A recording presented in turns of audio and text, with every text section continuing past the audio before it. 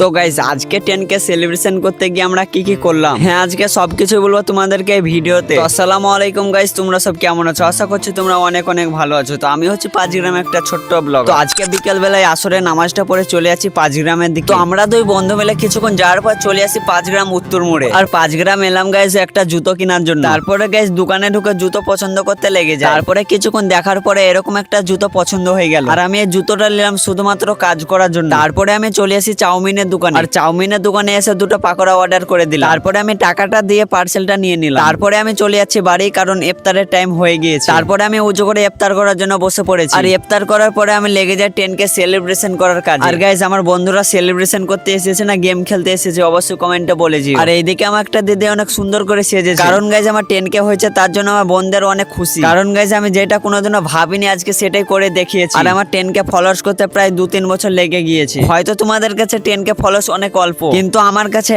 1 লাখের সমান। তারপরে গাইস কেক কাটার জন্য কেকটা নিয়ে চলে এলো, আর আমার কেকের নাম দিয়েছিল এলেক্সা। তো যাই হোক কতগুলো লোক এসেছে শুধুমাত্র আমার সেলিব্রেশন দেখার জন্য। তো আমি দেরি না করে কেক কাটার কাজে লেগে গেলাম।